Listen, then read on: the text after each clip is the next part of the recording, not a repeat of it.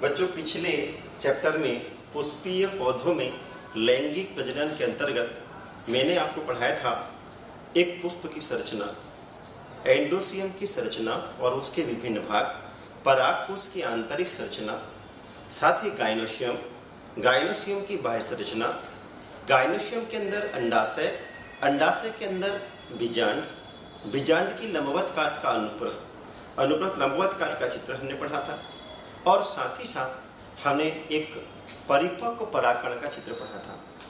आज हम इसी टॉपिक को आगे बढ़ाने जा रहे हैं और आगे जो इसके शेष बचे हुए टॉपिक है उन पर आज हम चर्चा करेंगे।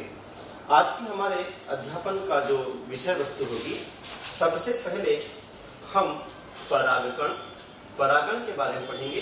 पॉलिनेशन, कि किस तरह पौधों में परागण या पॉलिनेशन होता है, पॉलिनेशन किसे कहते हैं। साथ ही परागकणों के अंकुरण पर हम चर्चा करेंगे। परागकणों के अंकुरण उपरांत पौधों में किस तरह से निषेचन की क्रिया होती है। निषेचन के साथ में एक और प्रक्रिया है जो कि खासकर आवृतबीजी पौधों या पुष्पी पौधों में होती है, जिसको हम द्विनिषेचन कहते हैं। तो द्विनिषेचन का अध्ययन करेंगे। साथ ही भ्रूणकोश द्विनिषेचन के बाद आवर्तबीजी पौधों का एक महत्वपूर्ण लक्षण है कि इनमें भ्रूणकोश का विकास होता है निषेचन के बाद में।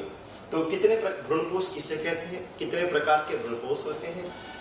साथ ही साथ भ्रूणीय विकास, किस तरह से भ्रूण और बीज का विकास होता है, इसका अध्ययन करेंगे। बीज, आवृतबीजी पौधों में बीज की लंबवत काट का चित्र, बीज की संरचना का अध्ययन करेंगे और फलों के विकास। इस तरह आज हमें इन विभिन्न बिंदुओं पर एक एक करके चर्चा करना है। सबसे पहले बच्चों, हम परागण की क्रिया का अध्ययन करने जा रहे हैं। देखिए, परागण या इसको अंग्रेजी में बोलते हैं पॉलिनेशन या परागण। एक पुष्पीय पौधों में प्रजनन की कड़ी में परागण एक महत्वपूर्ण प्रक्रिया है। परागण वास्तव में, इसको हम चित्र के माध्यम से आसानी से समझ सकते हैं। सपोज मान लीजिए ये दो पौधे हमने यहाँ पर बनाया हुआ है और दोनों ही समान जाति के पौधे हैं। यह पौधा दोनों समान जाति के पौधे हैं। इन पौधों की जाति जो है वो समान है, इनका आनुवांशिक पदार्थ भी समान है। ऐसे दो पौधे में परागण के बारे में अध्ययन करने जा रहे हैं। तो आप एक ध्यान देंगे, यदि किसी पुष्प का परागकण किसी पुष्प के परागकोश से निकलने वाले परागकण उसी पुष्प की वर्तिकाग्र तक गिरते हैं। ध्यान दीजिए, यदि किसी पुष्प का परागकण उसी पुष्प की गायनोसियम की सुग्राहक वर्तिकाग्र पर पहुंचे या फिर उसी पौधे के किसी अन्य पुष्प के सुग्राहक वर्तिकाग्र तक पहुंचे या फिर एक पुष्प से उसी जाति के किसी अन्य पुष्प की वर्तिकाग्र तक पहुंचे। देखिए, तीन घटनाएं हमने यहाँ पर बात की है।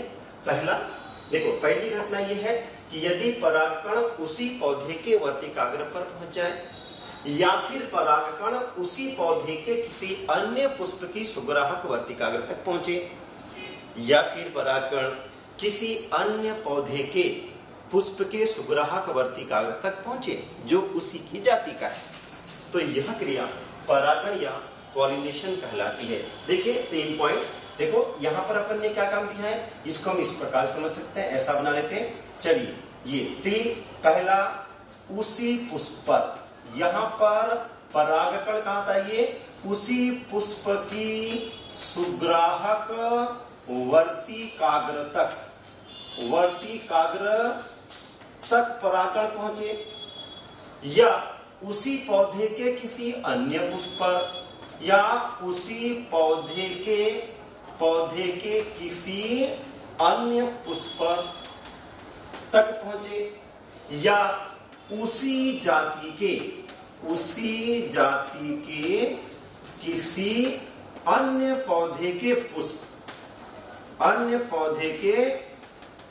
पुष्प की वर्तिकाग्र तक वर्तिकाग्र तक परागकणों का पहुंचना परागण कहलाता है।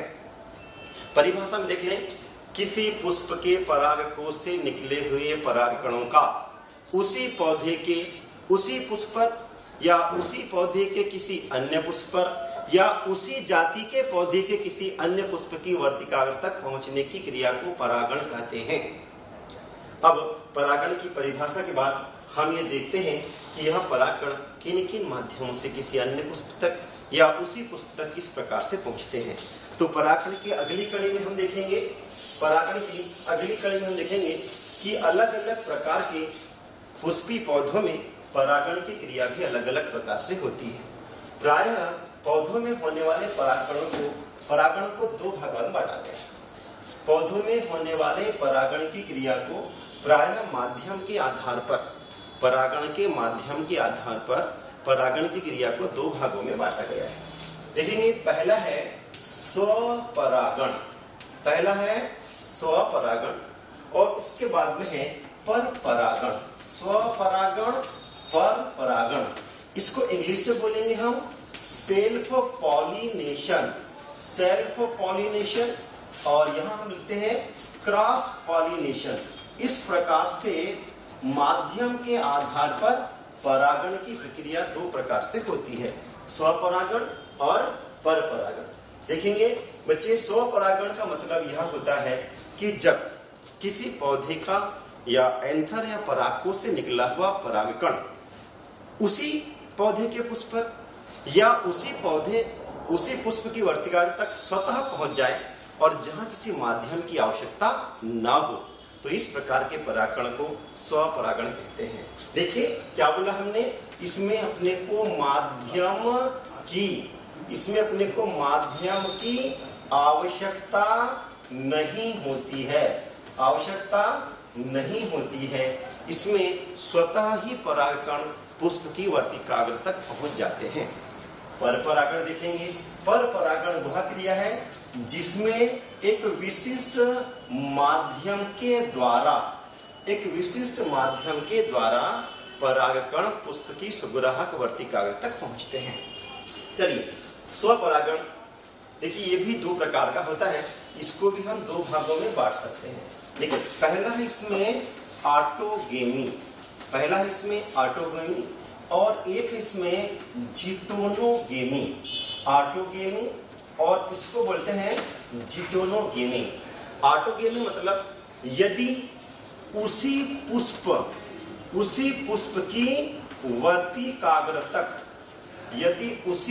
की वर्तिकाग्र तक परागकण पहुंचते हैं तो उसको हम ऑटोगेमी। यदि उसी पौधे के अन्य पुष्प की वर्तिकाग्र तक पहुंचते हैं तो यह क्रिया जिटोनोगेमी कहलाती है। तो इस प्रकार से स्वपरागण जिसमें माध्यम की आवश्यकता नहीं होती, यदि उसी पुष्प की वर्तिकाग्र पर परागकण पहुंचते हैं तो उसको ऑटोगेमी। यदि उसी पौधे के किसी अन्य पुष्प की वर्तिकाग्र तक परागकण स्वतः पहुंच जाते हैं तो उसको बोलते हैं जिटोनोगेमी। बच्चों, परीक्षा में प्रायः यह आता है कि स्वपरागण के लिए कौन से अनुकूलन पाए जाते हैं।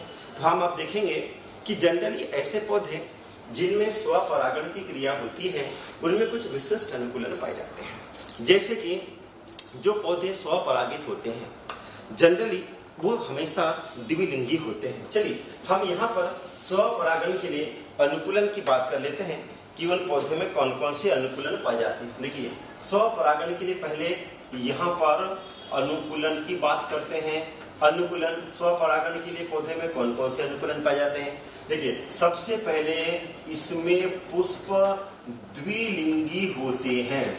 इसमें पुष्प हमेशा द्विलिंगी होते हैं। पुष्प का द्विलिंगी होना अति आवश्यक है। साथ ही साथ आप देखेंगे स्वपरागित पुष्प अनाकर्षक होते हैं।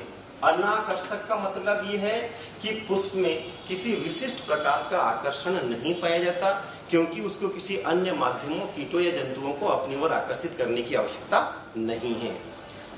साथ ही साथ पुष्प रंगहीन होते हैं। रंगहीन, इनका कोई विशिष्ट कलर नहीं होता। पुष्प गंधहीन होते हैं। गंधहीन होते हैं। पुष्प में कुछ विशिष्ट मकरंद स्रावित करने वाली ग्रंथियां नहीं पाई जाती, जिससे कि पुष्प रंगीन हो। साथ ही साथ कुछ पुष्प खिलते ही नहीं हैं। देखिए इसमें एक और बात है कि कुछ पुष्प खिलते नहीं हैं, कुछ पुष्प पूरी तरह खिलते नहीं हैं। ऐसे पौधे को क्लिस्टोगैमस फ्लावर कहते हैं। जैसे मूंगफली का पौधा पूरा ओपन ही नहीं होता, उसमें स्वतः ही अंदर अंदर परागण की क्रिया संपन्न हो जाती है।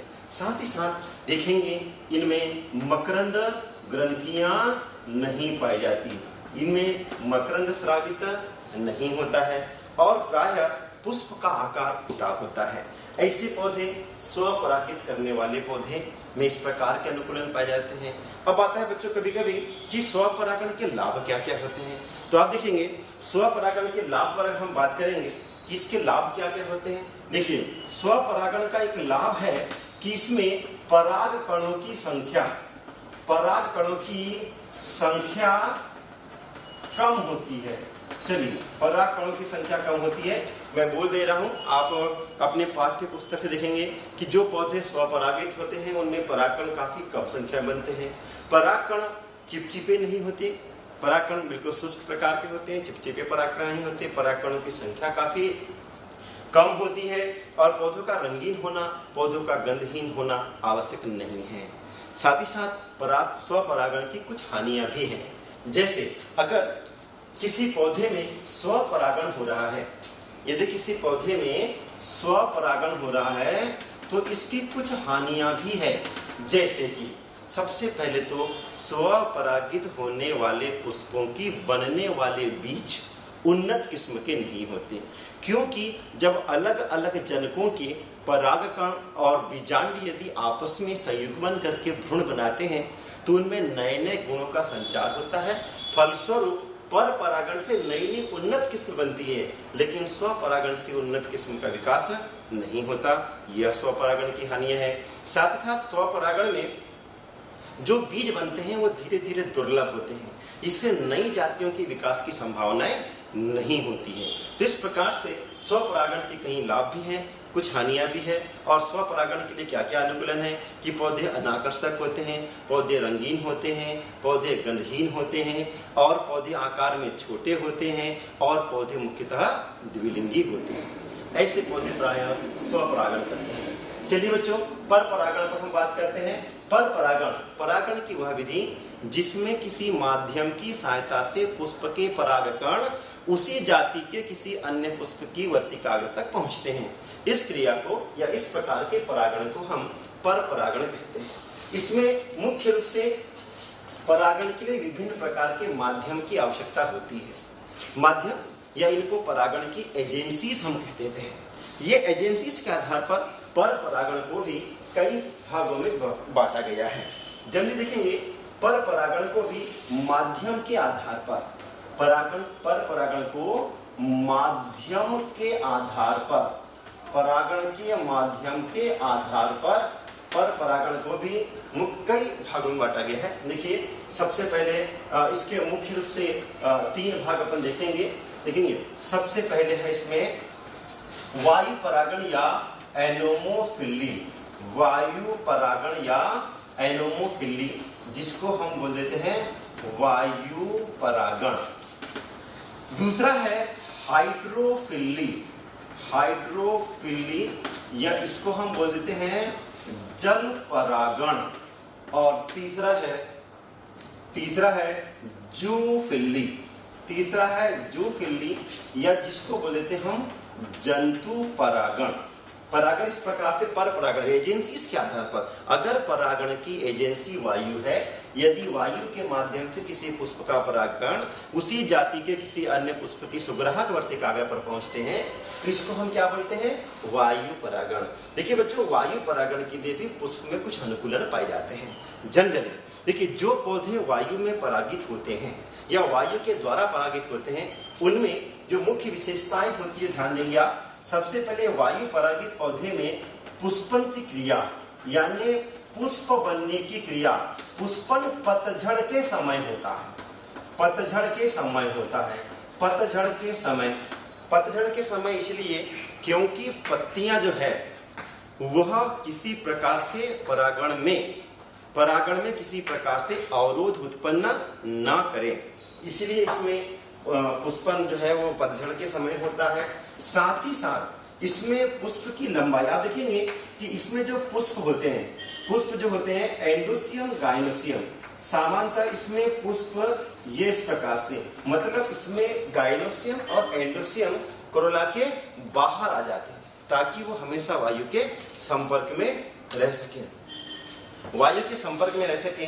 इस तरह वायु परागित होने वाले पुष्प देखिए, इसमें भी ये भी रंगहीन होते हैं, गंधहीन, क्योंकि वायु की तरह परागित होते हैं, तो इसमें रंग की आवश्यकता नहीं है। पौधे को किसी दूसरे जीवों को आकर्षण की आवश्यकता नहीं है, इसलिए ये भी पौधे रंगीन होते हैं, अनाकर्षक होते हैं, गंधहीन होते हैं। और पतझड़ के समय इनमें पुष्पन होता है ताकि पत्तियां किसी भी प्रकार से पुष्पन की क्रिया में अवरोध उत्पन्न ना करें। ऐसे पौधों को हम बोलते हैं वायु, इस प्रकार के परागण को बोलते हैं हम वायु परागण। बच्चों, कुछ पौधों में परागण का माध्यम जल होता है, अर्थात जल के माध्यम से परागण एक पुष्प से दूसरे पुष्प तक पहुंचते हैं। देखिए, प्रायः इस प्रकार का परागण जलीय पौधों में होता है। प्रायः इस प्रकार का जो परागण है वो जलीय पौधे में होता है। जो जलीय आवास में खिलने वाले पौधे के परागकण उसके एंथर से बाहर निकल जाते हैं और जल के माध्यम से तैरते हुए वह सुग्राहक स्टिग्मा तक पहुंच जाते हैं या वर्तिकाग्र तक पहुंच जाते हैं। तो इस प्रकार के परागण को बोलते हैं हम जल परागण। इसके अलावा माध्यम के आधार पर एक और परागण है जिसको अपन ने बोला है जूफिली या जंतु परागण। बच्चों, आप ध्यान देने योग्य बात यह है कि पौधों में परागण के समय जंतुओं की बड़ी महत्वपूर्ण भूमिका है। कई ऐसे जंतु हैं, चाहे वो कीट पतंगा हो, चाहे वो पक्षी हो, चाहे वो कोई बहुत बड़ा जंतु क्यों न हो, कई सारे जंतु ऐसे हैं जो पौधों में परागण के समय अपनी महत्वपूर्ण भूमिका निभाते हैं। देखिए, जंतु परागण जनरली जंतुओं के माध्यम से होता है।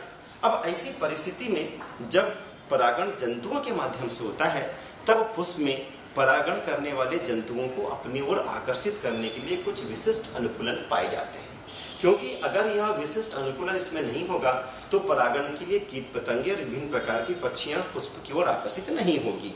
तो हम देखते हैं कि जंतु परागण वाले पौधों में कौन कौन सी विशेषताएं पाई जाती है। आप अपनी पाठ्य पुस्तक से पढ़ेंगे, मैं आपको यहाँ मौखिक बता दे रहा हूँ। जैसे पुष्प, सबसे पहले तो पुष्प का एक लिंगी द्विलिंगी होना आवश्यक नहीं है, लेकिन इसमें पुष्प रंगहीन होते हैं, आकर्षक होते हैं, गंधहीन होते हैं। पुष्प में मकरंद स्रावित करने वाली ग्रंथियां पाई जाती हैं जिससे उनमें एक सुगंधित पदार्थ निकलता है और उसी गंध से लेकर कीट और पक्षी उसकी ओर आकर्षित होते हैं। कुछ पक्षी ऐसे होते हैं जो फूलों के रस को चूसती हैं और वह रस मकरंद ग्रंथियों से जो निकलता है उसी को रस को चूसने के लिए आती है और साथ ही साथ परागण का उद्देश्य भी पूरा कर जाती है।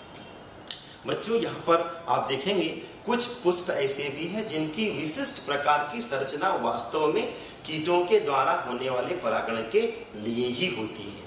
अगर मान लेते हैं साल्विया का पौधा, आप देखेंगे कि साल्विया एक लेमेसी कुल का सदस्य है, तुलसी कुल का सदस्य है, जिसकी पुष्प की संरचना बड़ी विशिष्ट प्रकार की होती है ताकि कीट आसानी से परागण की क्रिया कर सके। आप अपनी पाठ्य पुस्तक में साल्विया में परागण को अवश्य देखेंगे, क्योंकि साल्विया में परागण की प्रक्रिया परीक्षा में 4 नंबर में पूछी जाती है।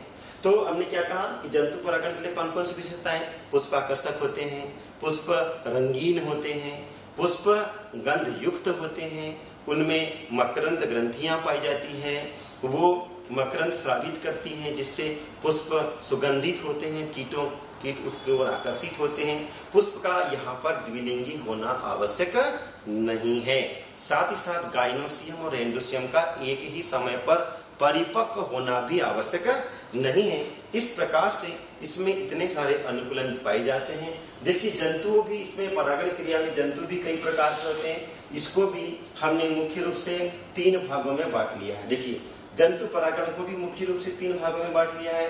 देखेंगे कौन कौन सा है। सबसे पहला इसमें है इंटोमोफिली, यानी इसको बोलते हैं कीट परागण।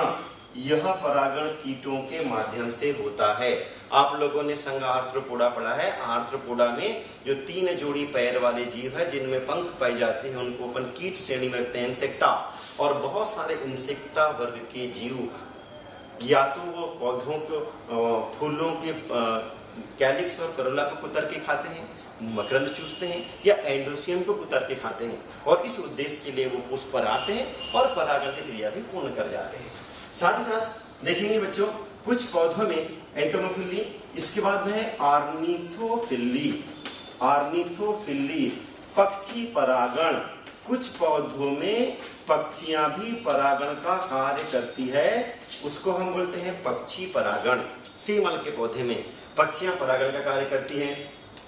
साथ ही साथ देखिए कुछ पौधों में परागण की क्रिया के लिए तीसरा एक और है, उसको बोलते हैं मेलेकोफिली।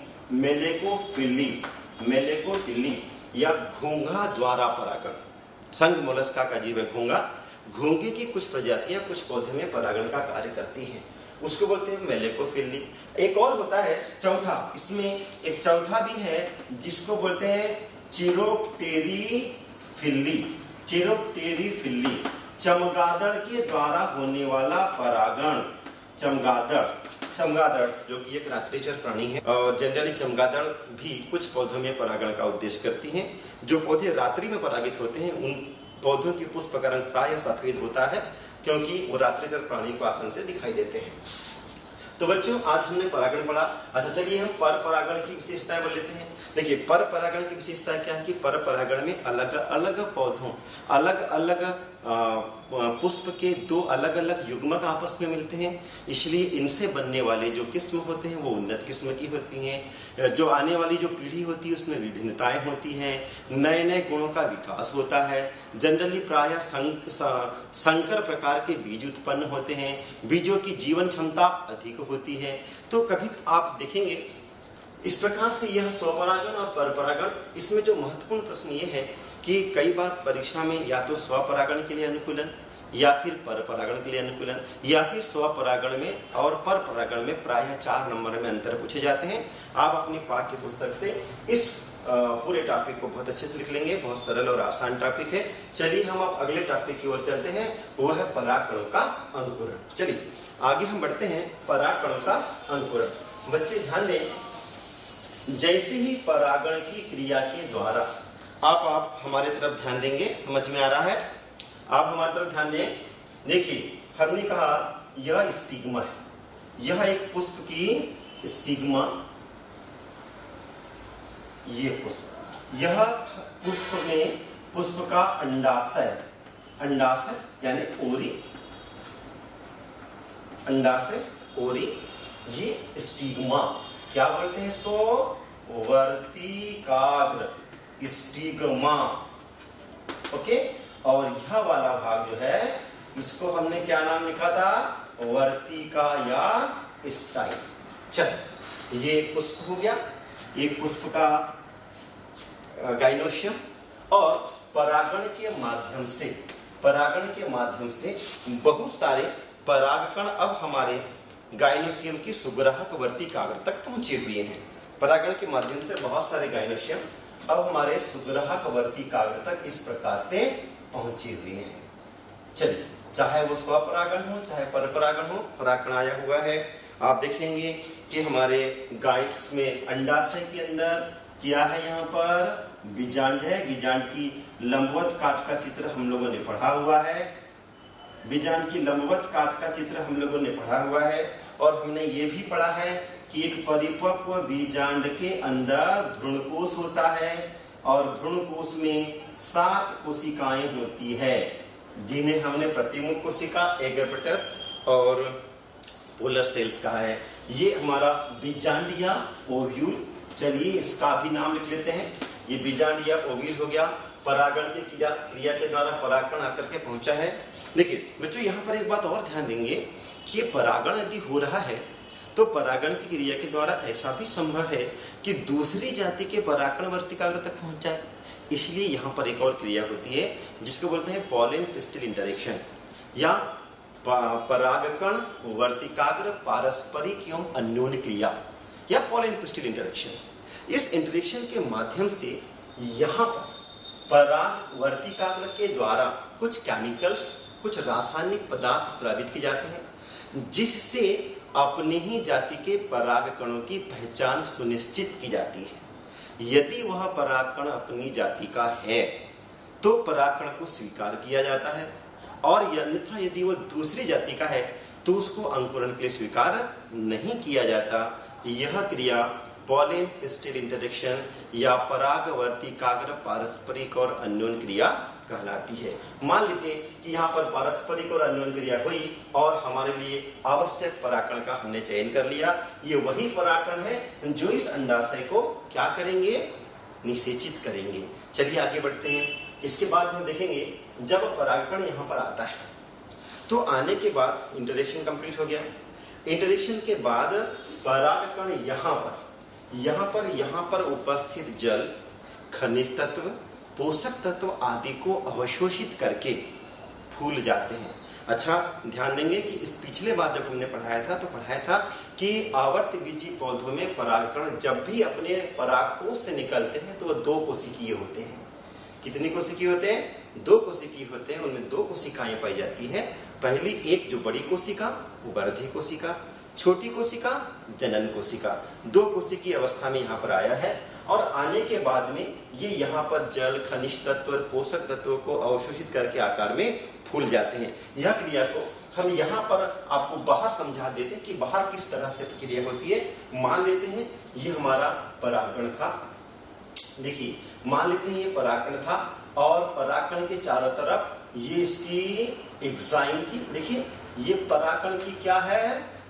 इंटाइन है। ये इंटाइन है और ये परागकण का क्या है बताएंगे आप? एग्जाइम है। इसके अंदर एक बड़ी कोशिका जिसको हम क्या बोलते हैं? वेजिटेटिव सेल्स, और छोटी कोशिका जिसको हमने क्या नाम दे दिया? Generative cells. परागकण यहाँ पर आया, ठीक है ना। देखो क्या काम किया इसने यहाँ पर? अवशोषण। चलिए हम यहाँ लिख देते हैं कि इसने क्या काम किया है? अवशोषण किया, आकार में फूल गया। जैसे ही इसका आकार बढ़ता है तो अंदर से पड़ने वाले दबाव के कारण इसकी जो इंटाइन है, इस जर्मपोर से, इस छिद्र को हमने नाम दिया था क्या? जर्मपोर। इसको हमने जर्मपोर कहा था। जैसे इस पर दबाव पड़ता है, इसकी इंटाइन ये इस प्रकार से अंदर से कहाँ आ जाती है? बाहर आ जाती है। इंटाइन बाहर आ गई क्योंकि इंटाइन लचीली थी। हमने पढ़ा है एक्साइन बहुत कठोर होती है।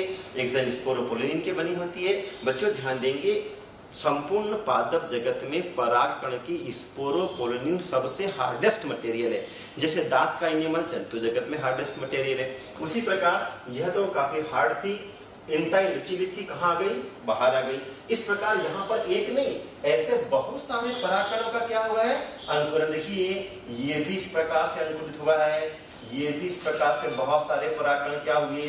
अंकुरित हुए। जरूरी नहीं कि सभी एक साथ अंकुरित हो, बल्कि इनका अंकुरण भी आगे पीछे इस प्रकार से हो सकता है। बहुत सारे परागकण एक साथ यहाँ पर क्या होते हैं? अंकुरित हुए।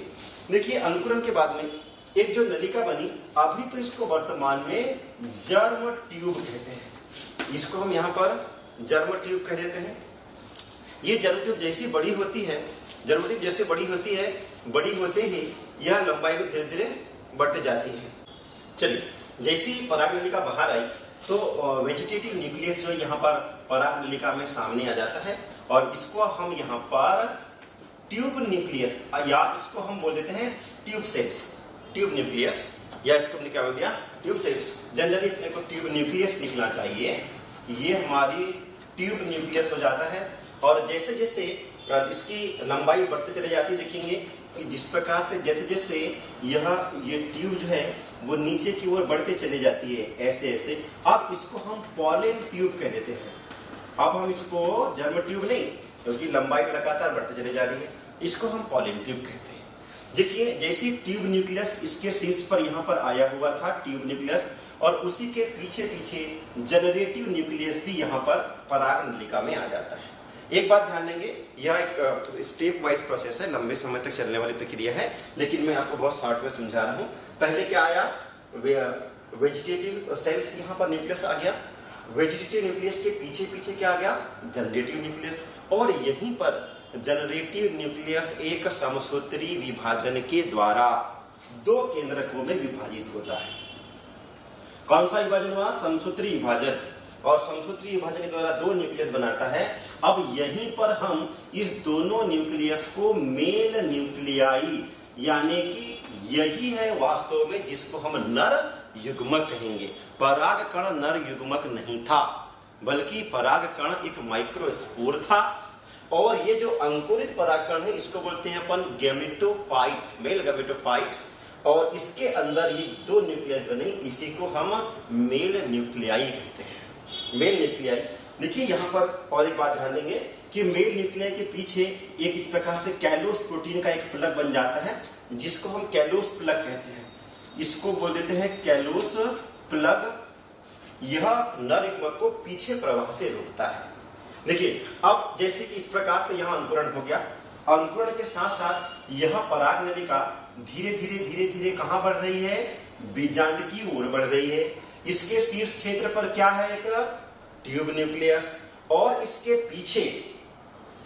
पीछे यहाँ पर क्या है बताइए, मेल न्यूक्लियस। ये मेल न्यूक्लियस को लेकर के आ रही है, मेल गैमेट्स, या इसको मेल न्यूक्लियस, या इसको हम मेल गैमेट्स लिख सकते हैं, ये मेल गैमेट है, इसको लेकर के आ रही है। देखिए बच्चों यहाँ पर एक बात और ध्यान देंगे, कुछ पौधे तो ऐसे होते हैं जिनकी स्टिग्मा खोखली होती है, स्टाइल खोखली होती है, तो जब खोखली स्टाइल है तो पॉलन ट्यूब तो सीधे आगे की ओर बढ़ जाएगी। लेकिन कुछ पौधे ऐसे होते हैं जिनकी स्टाइल सॉलिड होती है, ठोस होती है, ऊतक भरा अंदर, तब ऐसी परिस्थिति में इस पराग नलिका के द्वारा पेक्टिनेज हार्मोन एंजाइम स्रावित होता है, और यह एंजाइम रास्ते में आने वाली कोशिकाओं को डिसॉल्व करते हुए पराग नलिका धीरे धीरे धीरे धीरे कहाँ बढ़ रही है, बीजांड या ओव्यूल की ओर आगे की ओर बढ़ती है। और यह आगे के बढ़ने के साथ ही धीरे धीरे कहाँ प्रवेश करती है, बीजांड या ओव्यूल में प्रवेश करती है। देखो इसमें बीजांड या ओव्यूल में प्रवेश करने के भी तीन तरीके हैं। देखिए तीन प्रकार से बीजांड या ओव्यूल में यह नलिका प्रवेश कर सकती है। देखिए आप, देखिए इस प्रकार से कुछ पौधे ऐसे हैं जिनमें पराग नलिका डायरेक्ट माइक्रोपाइल से होकर के प्रवेश करती है। कुछ पौधे ऐसे हैं जिसमें बीजांड में पराग नलिका, देखिए सामान्य चित्र हमने बनाया है, बीजांड में पराग नलिका, ऊपर से आने वाली पराग नलिका पहले चलाइजा से होकर प्रवेश करती है और बाद में कहाँ आती है, माइक्रोपाइल तक आती है। इस प्रकार से अलग अलग प्रकार से कुछ पौधों में आप देखेंगे कि जो पराग नलिका है वो न्यूसेलस से प्रवेश करती है। यहाँ से ये न्यूसेलस वाला क्षेत्र है, और यहाँ से प्रवेश करने के बाद में यह कहाँ बढ़ती है, सीधे माइक्रोपाइल की ओर। तो पराग नलिका का प्रवेश भी अलग अलग पौधे में अलग अलग प्रकार से। देखिए अगर इस प्रकार से हो रहा है तो इसको बोलते हैं पोरोगेमी, इसको बोलते हैं चलाइजोगेमी, और इसको बोलते हैं मीसोगेमी। ये इस प्रकार से तीन प्रकार से पराग नलिका बीजांड के अंदर जो है वो प्रवेश कर ली। चलिए हम अब आगे बढ़ते हैं कि मान लीजिए कि पराग नलिका हमारी बीजांड या ओव्यूल के अंदर प्रवेश कर गई। प्रवेश करने के बाद आगे क्या होता है अगले चरण में हम देखते हैं। बच्चों ध्यान देंगे, इस चित्र को आप अपनी पाठ्य पुस्तक से अवश्य लिखेंगे। इस प्रकार से प्रवेश कर रही है, अब हम इसको मिटा रहे हैं और केवल एक बीजांड का चित्र बना करके आपको बता रहे हैं। ध्यान दें, देखिए सपोज ये हमारा एम्ब्रियो सेक है, हम यहां बना लिए। ऊपर की ओर तीन क्या है, एंटीपोडल सेल, प्रथिमोक कोशिका, बीच में ध्रुवीय कोशिका, नीचे की ओर क्या है बताएंगे आप, एग एपरेटस, जिसमें एक कोशिका, कौन सी कोशिका है, एक से दोनों सहायक कोशिका है। अब जैसे ही पराग नलिका हमारे माइक्रोपाइल से होकर कहां पहुंचती है, एम्ब्रियो सेक के अंदर पहुंचती है। तो एम्ब्रियो सेक के अंदर इस पराग नलिका का प्रवेश 4 स्थानों से हो सकता है। जैसे प्रायः अधिकांश पौधों में पराग नलिका का भ्रूणकोश के अंदर प्रवेश सहायक कोशिका के माध्यम से होता है। कौन सी कोशिका है ये, सहायक कोशिका। सहायक कोशिका के माध्यम से प्रवेश करती है। कभी कभी एक सेल और सहायक कोशिका के बीच से प्रवेश कर सकती है, सहायक कोशिका और एम्ब्रियो सेक के दीवार के बीच से प्रवेश कर सकती है, या फिर दो सहायक कोशिका के बीच से प्रवेश कर सकती है। इस प्रकार से चार अलग अलग प्रकार से ये प्रवेश करती है। देखेंगे हम अभी यहाँ पर देख लेते हैं कि यह सहायक कोशिका से होते हुए कहाँ कर रही बताइए, ये एम्ब्रियो सेक के अंदर हमारी पराग नलिका जो है वो प्रवेश कर रही है। चित्र को समझेंगे, जैसे ही पराग नलिका एम्ब्रियो सेक के अंदर प्रवेश करती है, प्रतिमुख कोशिका भी धीरे धीरे धीरे धीरे क्या हो जाती है, नष्ट हो जाती है। दूसरी वाली सहायक कोशिका भी क्या हो जाती है, नष्ट हो जाती है। बचती केवल इसमें एक सेल और ध्रुवीय कोशिका है। देखिए इस प्रकार से सहायक कोशिका से होते हुए यह पराग नलिका यहाँ पर प्रवेश की। जैसे इसके अंदर क्या क्या है, यहाँ पर दो नर युग्मक है। जैसे ये नलिका प्रवेश करती है और वो सहायक कोशिका के कोशिका द्रव के संपर्क में आती है, तो सहायक कोशिका का शीर्ष क्षेत्र घुल जाता है और दोनों नर युग्मक ये दोनों क्या है, मेल गैमीट है। दोनों नर युग्मक यहाँ पर क्या हो जाते हैं, स्वतंत्र हो जाते हैं। देखो इसमें ये वाला कौन सी सेल हो गई हमारी, पोलर सेल, और ये वाली हमारी क्या हो गई बताइए, एग सेल। ये एग सेल है, ये पोलर सेल है। और पराग नलिका सहायक कोशिका के बीच से, सहायक कोशिका में एक संरचना होती है, इसका नाम है फिलीफॉर्म एपरेटस। फिलीफॉर्म एपरेटस से होकर के ये प्रवेश की, और जैसी सहायक कोशिका के संपर्क में या पराग नलिका आती है, उसका अंतिम क्षेत्र जो है वो घुल जाता है, और घुलने से दोनों नर युग्मक एम्ब्रियो सेक के अंदर क्या हो जाते हैं, मुक्त हो जाते हैं। देखेंगे अगले चरण में, अगले चरण में समझने का प्रयास करें। देखिए ये हमारा, देखिए ये इस प्रकार से ये हमारा क्या हो गया, ये एक सेल हो गई, और ये कौन सा हो गया, पोलर सेल। यहाँ से क्या प्रवेश की है, पराग नलिका। पराग नलिका कितने हैं यहाँ पर, दो नर युग्मक। अब देखेंगे ये हमारा एक सेल, पोलर सेल। अब इस दो नर युग्मक में से एक एक नर युग्मक, देखिए दो नर युग्मक में से एक नर युग्मक कहाँ पहुंच रहा है, एक सेल के पास, और दूसरा नर युग्मक जो है वो कहाँ पहुंच रहा है, पोलर सेल के पास। बच्चों हम लोगों ने इसके पहले भी पढ़ा है कि पोलर सेल पहले से क्या है, द्विगुणित है, क्योंकि दो अगुणित केंद्रक के जो दोनों ध्रुव के थे वो पहले ही आपस में फ्यूज हो चुके हैं, वह द्विगुणित है। और एक सेल्स क्या बताइए, अगुणित है। अगले चरण में यह धीरे धीरे धीरे धीरे धीरे धीरे अगले चरण में यह जो न्यूक्लियस है ये कहाँ पहुंच जाएगा बताइए, अंदर की ओर। देखिए यह मेल न्यूक्लियस कहाँ पहुंच गया, अंदर की ओर पहुंच गया, ठीक है। और दूसरा वाला जो नर युग्मक है, जो सेकंड मेल न्यूक्लियस है, वह धीरे धीरे धीरे धीरे कहाँ पहुंच जाता है, ध्रुवीय कोशिका की ओर। और एक समय आएगा, अगले चरण में एक समय आता है कि जब देखेंगे ये एक सेल के अंदर नर युग्मक और मादा युग्मक, ये मादा न्यूक्लियाई था और यह नर न्यूक्लियाई था, दोनों आपस में क्या हो गए, फ्यूज हो गए, जुड़ गए। और यह दोनों के जुड़ने की क्रिया को हम यहाँ पर क्या बोलते हैं, फर्टिलाइजेशन। इसको बोलते हैं फर्टिलाइजेशन। इसको जो बोला फर्टिलाइजेशन या निषेचन, वैसे इसको एक शब्द है, इसको बोलते हैं वेजिटेटिव फर्टिलाइजेशन। इसको बोलते हैं सॉरी जनरेटिव फर्टिलाइजेशन। ये हो गया, निषेचन हो गया। दूसरा नर युग्मक जो है, दूसरा नर युग्मक पोलर कोशिका। देखिए यह न्यूक्लियस पहले से कैसा है, द्विगुणित है।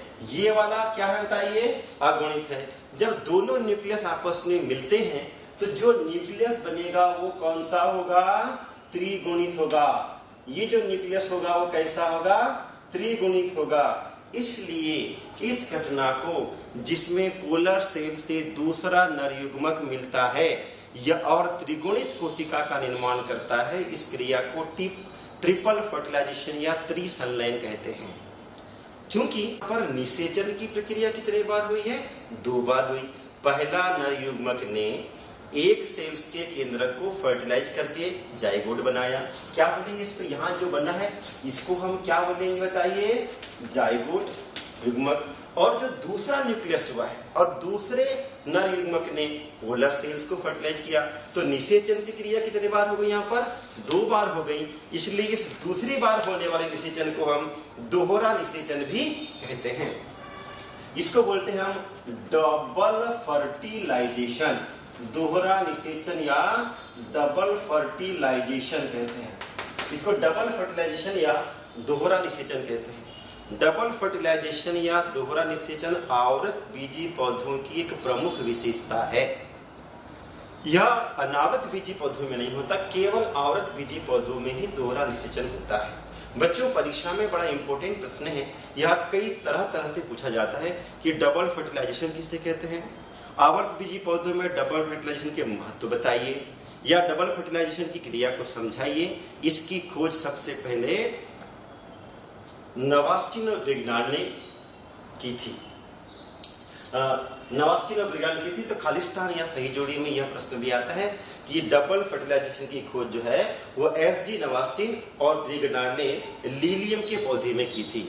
तो यहाँ पर निषेचन कितने प्रकार का हुआ, 2 प्रकार से हुआ। पहला जो निषेचन है उसको हम क्या बोलते हैं बताइए, जनरेटिव। ये जो पहला फर्टिलाइजेशन इसमें क्या बोलेंगे हम, जनरेटिव फर्टिलाइजेशन।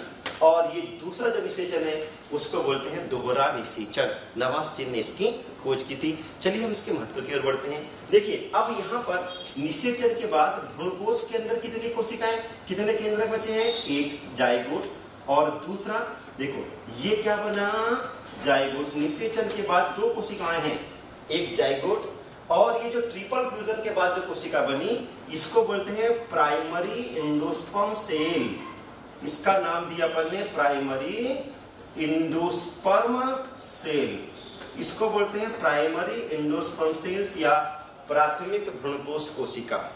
भ्रूणी विकास के अगली कड़ी में जाइगोट आगे चल के क्या बनाता है, एम्ब्रियो बनाता है। और जो प्राइमरी एंडोस्पर्म की कोशिका है वो आगे चल के एंडोस्पर्म बनाती है। हिंदी में क्या कहते हैं इसको, भ्रूणपोष। ध्यान देंगे, यह घटना जिसके अंदर हो रही इस संरचना को क्या बोलते हैं, भ्रूणकोश बोलते हैं। यह भ्रूणकोश है, लेकिन इसके द्वारा जो ऊतक बनेगा उसको भ्रूणपोष कहते हैं। कंफ्यूजन की स्थिति कई बार आती है कि बच्चों को भ्रूणकोश और भ्रूणपोष अलग अलग मालूम नहीं होता है। देखिए कि इससे जो ऊतक बनेगा उसको क्या बोलते हैं हम, एंडोस्पर्म या भ्रूणपोष। और जाइगोट से आगे किसका विकास होगा, एम्ब्रियो या भ्रूण का विकास होगा। चलिए, क्या होता है कि आवृत बीजी पौधों के बीजांड में पहले से संचित भोज्य पदार्थ नहीं होता है, इसलिए डबल फर्टिलाइजेशन के बाद जो प्राइमरी एंडोस्पर्म कोशिका होती है वह लगातार विभाजन करके एक त्रिगुणित ऊतक को जन्म देती है। उस त्रिगुणित ऊतक को भ्रूणपोष या एंडोस्पर्म कहते हैं। और यह एंडोस्पर्म जाइगोट से विकसित हो रहे भ्रूण का क्या करता है, पोषण करता है। इसीलिए इसको हिंदी में अपन ने क्या कर दिया, भ्रूणपोष कह दिया। आवृत बीजी पौधों में यह एक महत्वपूर्ण घटना है। यदि डबल फर्टिलाइजेशन के दौरान प्राइमरी एंडोस्पर्म सेल या भ्रूणपोष का विकास नहीं होता है तो जाइगोट से एम्ब्रियो का भी विकास संभव नहीं होगा और एक स्वस्थ बीज का विकास नहीं होगा। तो आवृत बीजी पौधों में एक स्वस्थ बीज के विकास के लिए, भ्रूणपोष के निर्माण के लिए, विकसित हो रहे भ्रूण के पोषण के लिए दोहरा निषेचन अति आवश्यक प्रक्रिया है। चलिए, तो हमने ये निषेचन पढ़ा, दोहरा निषेचन पढ़ा। इसके बाद में आगे थोड़ा सा हम भ्रूणपोष पर बात कर लेते हैं। इसके बाद में आगे हम एंडोस्पर्म या भ्रूणपोष पर, जैसा कि मैंने अभी आपको कहा भ्रूणपोष, देखिए एंडोस्पर्म, जैसा कि मैंने अभी आपको कहा कि दोहरा निषेचन के बाद बनी प्राथमिक भ्रूणपोष कोशिका लगातार विभाजन करके primary endosperm cell, PEC, primary endosperm cell, लगातार माइटोसिस, जो कि खुद भी कैसी है बताइए, त्रिगुणित है। यह लगातार माइटोसिस की क्रिया के द्वारा क्या बनाती है, एक एंडोस्पर्म बनाती है जो कि स्वयं कैसा होता है का ये त्रिकोणीय टिश्यू है, ये एक ट्रिप्लाइड ऊतक है जो विकसित हो रहे भ्रूण का क्या करता है, पोषण करता है। देखिए ये भी 3 प्रकार का होता है। देखिए यह भी 3 प्रकार का होता है। एक है सेलुलर एंडोस्पर्म, दूसरा है न्यूक्लियर एंडोस्पर्म और तीसरा है हेलोबियल एंडोस्पर्म। यह भी 3 प्रकार का होता है, सेलुलर एंडोस्पर्म, न्यूक्लियर एंडोस्पर्म और हेलोबियल एंडोस्पर्म। विभाजन के दौरान यदि केवल विभाजन के साथ साथ ऊतक का निर्माण भी होता है तो उसको बोलते हैं सेलुलर एंडोस्पर्म। न्यूक्लियर एंडोस्पर्म में एंडोस्पर्म के निर्माण के साथ पहले केवल स्वतंत्र केंद्र की विभाजन होता है और बाद में भित्ति निर्माण की क्रिया के दौरान एंडोस्पर्म का निर्माण होता है, ऊतक बनता है, इसलिए उसको बोलते हैं न्यूक्लियर एंडोस्पर्म। और हेलोबियल एंडोस्पर्म, इसमें दोनों के ही गुण पाए जाते हैं और इसकी खोज सबसे पहले हेलोबियसी कुल में की गई थी, इसलिए इसका नाम जो है वो हेलोबियल एंडोस्पर्म पड़ा हुआ है। बच्चों यहाँ पर एक ध्यान देने वाली बात एक है, आपने नारियल खाया होगा, वास्तव में जो नारियल का पानी है, देखिए नारियल का जो पानी है, नारियल पानी जो है ये वास्तव में पौधों का तरल भ्रूणपोष है, यह भ्रूणपोष है। नारियल एकमात्र ऐसा पौधा है जिसमें भ्रूणपोष तरल प्रकृति का होता है। यह नारियल मतलब तोड़ने के बाद जिस हिस्से को हम खाते हैं वास्तव में उसका भ्रूणपोष है और नारियल का पानी भी भ्रूणपोष है। नारियल एक एकमात्र ऐसा पौधा जिसका भ्रूणपोष तरल प्रकृति का होता है। तो ये भ्रूणपोष भी 3 प्रकार के होते हैं, सेलुलर है, न्यूक्लियर है और हेलोबियल है। और सबसे पहले भ्रूणी विकास के लिए भ्रूणपोष का होना अति आवश्यक है। चलिए, तो हमने यहाँ पर भ्रूणपोष के बारे में पढ़ा, इसके बाद में हम थोड़ा सा भ्रूणी विकास के बारे में बात कर लेते हैं कि भ्रूण का विकास कैसे होता है। चलिए, भ्रूणी विकास या भ्रूण की विकास की हम बात करते हैं। बहुत ही शॉर्ट में मैं आपसे भ्रूणी विकास के बारे में बात करूंगा। आगे बाकी आगे आप अपने पाठ्य पुस्तक से इसका देखेंगे। देखिए भ्रूण विकास अपने पास में आवृत बीजी पौधे में भी बीज कितने प्रकार के बताइए, द्विबीज पत्री और ये क्या है, एक बीज पत्री। इन दोनों ही पौधों में भ्रूण का विकास अलग अलग प्रकार से होता है। भ्रूणी विकास का अध्ययन आप अपनी पाठ्य पुस्तक से करेंगे, किस प्रकार से जाइगोट से भ्रूण का विकास होता है। इसके बाद में मैं आगे आपको बीज और फल के बारे में बता दूं। देखिए निषेचन उपरांत परिवर्तन। चलिए मैं आपको थोड़ा सा निषेचन उपरांत परिवर्तन, देखिए निषेचन उपरांत परिवर्तन कौन कौन से परिवर्तन होते हैं इस पर हम बात कर लेते हैं कि निषेचन उपरांत कौन कौन से परिवर्तन होते हैं। देखिए बच्चों ध्यान देंगे, निषेचन के बाद, देखिए निषेचन के बाद जो है ओव्यूल से आगे बीज का विकास होता है। निषेचन उपरांत ओव्यूल जो है वो बीज में बदलेगा। देखिए इसके बाद में ओव्यूल से बीज बनता है अध्यावरण या इंटेग्यूमेंट। देखिए इंटेग्यूमेंट से बीजावरण, इंटेग्यूमेंट से क्या बनता है, बीजावरण, इसको अध्यावरण कह देते हैं। मतलब निषेचन के बाद कौन कौन से परिवर्तन होते हैं। तो सबसे पहले देखिए क्या होता है, ओव्यूल आगे चल के बीज बदल जाएगा और ओव्यूल के चारों तरफ जो इंटेग्यूमेंट या अध्यावरण था उससे बीजावरण बनना है। देखिए साथ ही साथ यहाँ पर जो जाइगोट है, बीजांड के अंदर जो जाइगोट बना, इससे क्या बनेगा बताइए, इससे भ्रूण या एम्ब्रियो का विकास होता है। भ्रूण या क्या बनता है, एम्ब्रियो बनता है। साथ ही साथ जो प्राइमरी इंडोस्पर्म सेल है, प्राइमरी इंडोस्पर्म सेल से क्या बनेगा, भ्रूणपोष बनता है, भ्रूणपोष बनता है। देखिए ओव्यूल के अंदर एक न्यूसेलस होता है, न्यूसेलस आगे चल के क्या हो जाता है, नष्ट हो जाता है, इसमें ऐसे बीज का कोई भाग नहीं बनता। देखिए साथ ही साथ और जो ओरी थी, ओरी बदल जाती काय में, फल में। देखो कैसे ओरी जो आगे चल के फल बदल जाती है। देखिए कैसे, सपोज मान लेते अपन ने कहा, देखो ये इस प्रकार से एक पुष्प हो गया। देखिए ये जल्दी करते हैं, ये एक पुष्प हो गया और यहाँ पर ये हो गया, इसके बाद में ये हो गया।